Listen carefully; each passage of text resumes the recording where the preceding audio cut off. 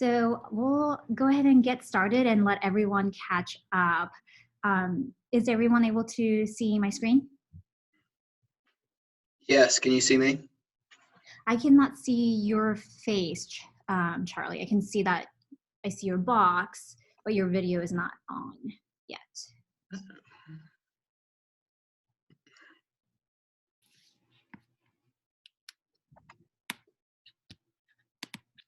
I think it's thinking about it.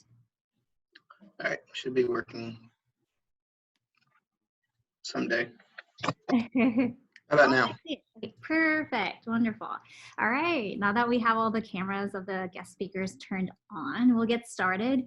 Thank you everyone for joining today. We're so excited to have you join us for our Inspire series. Welcome, my name is Mary Kim. I am a senior consultant and director of Brightspark at Bridge Innovate. I'm gonna go ahead and quickly introduce Bridge Innovate and what the series is about before we jump into kind of the meat of our program today, Power of Student Creativity. So those of you who are not familiar with Bridge Innovate, we are a boutique management consulting agency located in the greater Chattanooga area. Actually, we just moved to Rossville, Georgia, our studio. We're excited to be here. We are a interdisciplinary team of strategists, consultants, and coaches with over 17 years of experience consulting for Fortune 100 corporations, many nonprofits and organizations around the world. And we focus a lot on design thinking, change leadership, strategic foresight, and leadership development. So I'm going to keep that quick and short. The Inspire series that you are joining in is, we just started this year. These are a series of events that are designed to foster inspiration, innovation, collaboration, and we're going to focus a lot on different innovation challenges, industry challenges around inclusion, diversity, sustainability, education, and one, of course, if you're familiar with us, we have an educational program called Brightspark that is very much focused on building or igniting creative confidence. So we're excited to have our guest speakers today. As you'll notice, we love to feature impact leaders in various arenas, and that's, I think it's a great segue to introduce our guest speakers today. We have Peter and Charlie from Chattanooga Football Club, and I'd like to have them actually introduce themselves and a little bit about their organization and the programs that they're part of. Awesome. Charlie, you go first. Oh, geez. Okay. Hey, everyone. My name is Charlie Milburn. I am the Director of Communications for Chattanooga Football Club. I've been with the club since the 2016 season, so we're starting the my fifth season with the club. And my main objectives, my main priorities include the press releases, managing social media content, running a team on game day to help give a great fan experience on the social front, and just to make sure that the best foot is being set forward for all things CFC. Awesome. And hi, everybody. I'm Peter Walcock. I am the Director of Game Day Operations here with the Chattanooga Football Club. Actually, I'm sat currently in the stadium here at Finley Stadium, just about to have another meeting straight after this one. But yeah, really excited to be with everybody. I've been with the club since 2015 when I moved here, and sort of was a fan to begin with, and got to witness one of our biggest games in our history, which was that summer of 2015. We had nearly over 18,000 people here in the stadium for a championship game, which was quite incredible. I also am the director of Operation Get Active. This is a program that is part of our Chattanooga Football Club Foundation.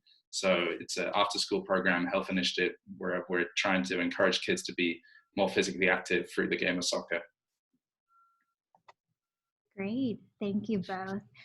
So today we're here virtually sitting down with our guest speakers to talk about power of student creativity. So a lot of this conversation is going to revolve around youth and student engagement. So if you will, tell us a little bit about the CFC or Chattanooga Football Club's youth program. Peter, you started mentioning about Operation Get Active, as well as, tell us a little bit about your engagement with us through Bright Spark. Yeah, definitely. So, I mean, I think on the youth engagement side, I mean, the club, I mean, we've been around since 2009, and every year sort of our sort of presence in the community, and especially around youth soccer, has grown year on year. So firstly, we have the CFC Academy, which has over 500 children in that program, multiple different age groups, playing sort of a combination of some rec league, as well as some being competitive, playing across the state and sometimes nationwide.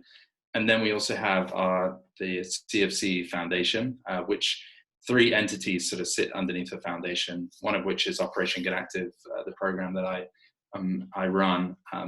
Second is Chattanooga Sports Ministries, which is focused in 4 different areas of Chattanooga, and does huge programming year round. And then the third is Highland Park Commons, which is 2 futsal soccer fields in a neighborhood here in Chattanooga. So all of those entities are actually, I mean, reaching thousands of kids every year, and sort of at various different sort of levels. And we are really proud to, offer all of those kids that are in those programs free tickets to come to games. And that's a big, big thing and a big commitment that the club has always given to the academy and to the foundation.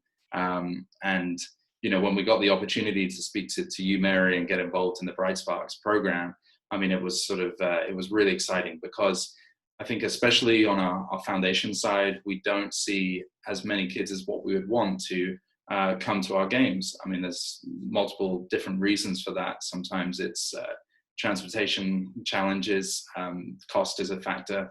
And so, we really want to try and work on that, try to encourage more of those youth that we work with in our programs to come and experience a match day here and see the players play and get a little bit more of a feeling for the game, and feel even more part of the family that, we all feel, Charlie and I and everyone else that works in the club. But there's a little bit of detachment with some of the kids that we work with, and we really want them to sort of feel a part of this big family. Charlie, did you have anything you wanted that I maybe missed on that? No, just to echo what Peter said, I think that although we do get some pretty loyal families that attend on a regular basis, we would love to have more. And so anything that we can do to increase the number of kids and families to attend is going to be a great thing. Yeah, and just to quickly share too is Charlie, and actually Bridge has a little bit of history of Charlie actually going through some of the design thinking programs. And I actually should thank you. You're kind of one of the igniters that helped us think about, what this would be if we were to tackle a CFC challenge with a group of students. So I think it's been a wonderful opportunity. And for those of you that hopefully you're familiar with the Bright Spark Design Competition, but if you're not, CFC is a challenge sponsor this year, and the challenge that they presented to the students, the statement is, how might we reimagine the Chattanooga Football Club game day experience for the students? So it's been, we had hundreds of students that competed in this year's design competition, and a big portion of that competed to tackle this particular challenge. So if it's okay, let's go ahead and jump into kind of that experience that with the design competition that's still ongoing in some ways. So tell us a little bit about, this is your first time engaging as challenge sponsor this year. Did you have any expectations? If so, what were them, and what were you hoping to kind of take away from the engagement? Yeah, so I think, I can jump here and then chime in a little bit. For us, it was, I think we've got to keep evolving our game day experience, and we've got to keep coming up with different and creative ideas to have people come and experience a CFC game. And so that's where I was, and especially, we're trying to target the youth that are in our programs that we don't see come to games, and sort of understand a little bit more why is that, and we maybe have our ideas, but they may actually have some different perspective on it. So I think that was one thing that I was just really excited about, going into it, was to see what these kids would come with, maybe identify things that we just have not been thinking about, and that's that. So I think those are some of my expectations, and I've been absolutely blown away by the presentations and the ideas that we've seen so far, and I'm super excited for next Friday when we actually have the final sort of part of that. And there's definitely some really good stuff there that we're very excited about. Yeah, I would just add to that when Chattanooga FC started, and of course our history is on our website, chattanoogaFC.com. I invite everybody to kind of take a look at that and kind of dig into our history whenever you have a chance. But it was started by a group of entrepreneurs. And so if you've ever worked with entrepreneurs, or if you're an entrepreneur yourself, you know that a lot of times that mindset is, okay, well, let's get it done quickly. Let's get it done. Let's try to innovate as we go, and let's try to learn from that experience and kind of level up every chance we get. And so sometimes you get into this situation where you may have been doing things because maybe 2 or 3 years ago that was the best way to do it, and that was the only way to do it given your resources that you have, but maybe there's a better idea out there. And so one of the really interesting things to me in this process has been to see it from completely different perspectives, and to think about some things maybe that were on the cutting room floor. Maybe it's time we pick those back up and take another look at them, or, oh, we never thought about doing things this way. This is a really smart way of going about this problem that we're trying to solve. So it's been a really, really refreshing experience, and I'm grateful to have been a part of it. Great. Thank you for sharing that. And I know Peter was kind of mentioning sneak peek of seeing the students work. Earlier in February, we had an opportunity to invite lots of reviewers, diverse background, of course, our challenge sponsors, to come and check out the student progress by virtually meeting with each of the team and providing feedback to them after they did a quick pitch. So tell us a little bit about what that process was like for you, and maybe does anything, I mean, it's been a few weeks now, but what stood out to you about that experience? So I think firstly for me, I was really impressed with certain teams that actually reached out to us even before that sort of prototype day that we had as well. So had some really great sort of Zoom conversations with a couple of teams, which was really awesome when they were sort of going through the design thinking process and doing some of their research. So that was really impressive. And I actually went and spoke to one of the teams that was here in Chattanooga, who, this was something very, very new to them. They are actually in a brand new school themselves. So they've, it's a group of kids that had not sort of been to the same elementary schools together. This was a middle school. And so they all didn't know each other that well. They're in a brand new school, and then they've got this brand new sort of program that they're being a part of. And they had an excellent teacher who helped sort of facilitate it, but they really got into it, and they really got into sort of the brainstorming aspect and coming up with the ideas. And I really enjoyed sort of being there and being a part of that, and sort of listening to what they had to say. And also I think we were fortunate, a few of those children had actually been in one of the programs that we run as well, so there was some nice sort of synergy there as well. But then the actual prototype day was incredible, and not knowing how the sort of some of the presentations were going to go, and the kids just blew us away. I mean, there was some really, really strong presentations, and I liked some teams had went an extra step, so they may had sort of a presentation for us, but then they had also done a video or to try and sort of articulate and explain their ideas, which was really awesome. And again, just we're very excited to see those final products now next week. Yeah. What about you, Charlie? What stood out to you about the experience so far? I think just the energy and the enthusiasm that the kids have brought forth with their ideas. A lot of them had never been to a Chattanooga FC game before, so they had to do some additional research and think through some things. And it was a great opportunity for us to think about things in a different way and to really see what was possible when we kind of got outside of our box and heard from them.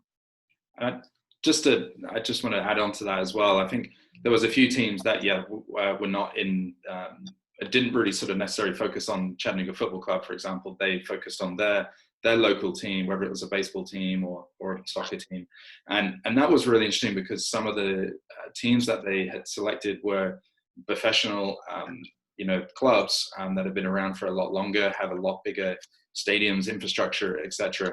But the kids found lots of different things and lots of different ideas that could improve those experiences. So I think it's just a really, I think we're trying to emulate and trying to get to that level. But even when you're at what's perceived as maybe the top, there's still lots that can be done to sort of engage and work with younger kids to get them sort of improve your game day experience. So that was good. That was really good and refreshing.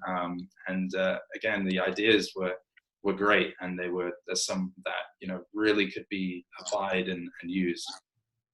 Yeah, and I had the pleasure of sitting in the room with some of these teams as well as they were pitching, or on the other side of the virtual room. And what stood out to me are some of the insights even before they got to the ideas, and I think that was really interesting.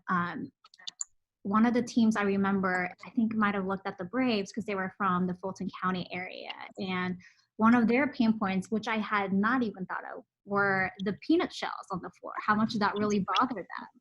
And, or even how they had a hard time understanding what was happening in the game. So they had a hard time engaging. And they were very candid about sharing that, actually in a very professional manner. So I thought that was, that kind of stuck with me. No, for sure. There's some really insight that we overlook, for sure. Yeah. Well, wonderful. So just in terms of talking about power of creativity, what did you see or did you not see from the students that you think were different from maybe some ideas that you would see from an adult? I know, Charlie, you were mentioning kind of the difference of running a team that's started with entrepreneurs and how fast paced, so there's not a lot of time to maybe take a step back and think through some new opportunities. What did you see from the students that's different? I think the biggest change the newest idea that they came up with was basically a CFC party bus, where the group that had that idea, they went to a middle school in Dalton, and their idea was to create this bus, load it up with CFC gear, have TVs on the inside, be able to sell tickets and merchandise as you're traveling along, and basically run like a school bus and pick people up on its bus route, take them to the game, and then after the game, obviously, shuttle everyone back home. And it was so ingenious to think about that from the perspective, one of, there's a lot of these kids and they don't have their own means of transportation. So to them, it doesn't, their first thought is not, I'm going to jump in the car and go somewhere. It's, I need help getting to this place. And so that was kind of an aha moment for me. And then additionally, they had the thought of paying for the CFC bus through sponsorship. So I loved how they were thinking about that bottom line and how are we going to fund this, because as one of our board chairs, Tim Kelly, says, nobody's getting rich off of Chattanooga FC. We're a local club, and everything that the club does is for the community, and it's not something that people are doing to make money. So we don't have a lot of it lying around. So we have to think creatively about how to provide these innovations while still thinking about the bottom line as well. So I was really inspired that they had thought through that whole concept, and would love to see kind of how that shapes out and what ideas we're able to take from that in the future. That's great. And I think from me, I was really struck by the use of technology, and the want for more tech. So I think there was some really great ideas around apps. I mean, there was a few teams that definitely sort of went down that road, and that's something that we've had an app before, but we felt like people weren't really using it. Maybe but the different groups had lots of different ideas and different content for those apps. So that was really interesting, and I think for us to take that away and sort of think about that. I love there was mine. I also have another example of a team that had a transportation idea, and not only had they thought about sort of a bus to provide transportation for kids to come to games, but they'd also taken the next step to think about having an app or having a way that you can actually reserve a seat on the bus. So for us as organizers of a game, and we wanted to put on transportation to know actually what the demand was beforehand, I think that's a really smart and a really clever idea. So there's been, I think, in every team there's been at least one or two examples of that, and that's what's been so great about being involved in this process. Yeah, and I would add to that with the technological aspect. I would say that was a major takeaway for me as well. That sometimes just because an idea doesn't work, it doesn't mean it's not necessarily a bad idea. Maybe it's just not the right idea for the time. So thinking about that when we launched the app, 6 or 7 years ago, the application adoption wasn't what it is today, and it was second nature for these kids to have an app, and that's normal for them. They're used to interfere or working with that app, and so maybe it's time that we reconsider that and look at how to do it in a smarter way that's relevant for today's fan. Great. I think what comes to my mind after hearing you all both talk about your experiences recently, and some of you have seen our Bridge or my post recently, the IDEO has a kid in residence now that help provide insights to an innovation agency. So I think, at least for me personally, I do run into those walls that there's this perception that kids don't think through enough, or there are barriers when working with students because of the typical challenges that you might think working with students, that they're not polished enough and things like that. Like, what, based on this experience, how has that changed with how you initially thought of working with students? Or even I say that I would love to have a young student, a fourth grader, work with me on my innovation team. Like, what's your perspective on that now? No, I think we've been really struck by the ideas and the presentations that we've seen, and it's got it's sparked a lot of conversation, a lot of ideas with us as a team. So I think I'm really excited that post sort of next week, when we sort of go through the sort of final round, that we actually do then sort of work with a few groups to sort of try and bring some of those ideas to life and have them involved in that process. I think that's going to be something that I'm really excited and passionate about and looking forward to doing. And then I think looking even further on from that, keep involving kids in this idea process. And I think we always have an off season, and off season is a great time to recharge from your season, but also then start to think about the new upcoming season and what can we do differently and what can we do better. And I think that would be a perfect time to sort of get students involved. And so one thing that we're introducing this year is a kids club, and we're at the very sort of early stages of that. And at the moment, it's a little bit more based around sort of a ticket package, for kids to access, and they get some items as sort of part of that. But longer sort of down the road, it would be really awesome to sort of work with that kids club to then have representatives come in and be involved in some of the decision making and some of the planning for an upcoming season. So I think it's definitely got us more in tune to that. And I'm, looking forward to well, firstly on the Bright Spark stuff, it'd be really fun to try some of those ideas. So, watch out for that in 2020. Oh, sounds amazing. Charlie, what about you? Well, yeah, I'm the father of 3 young kids, so I am no stranger to the innovation and the creativity that kids can bring forth. So I was really excited to see what they were able to come up with. It's inspiring when you're able to kind of remove barriers from creativity to see what will grow and what will develop. And I think Mary's team has done an amazing job of setting up a process to allow that to happen. So I had no doubt that we were going to get some truly outstanding visions for the future, and I was not disappointed. So I would recommend it at any stage to be able to bring in the eyes of kids to kind of vet your situation and apply it to whatever you're doing. Great. I'm glad I've been recording this. Love these sound. Well, to wrap up, I know we have a few minutes left. To those that are, on the fence about engaging students in their own process or through Bright Spark, whatever that means to them, what would you say, if there's any advice, or you could even talk about the challenges of how to do better, how to improve this? What would you share? Charlie, do you want to take us on that?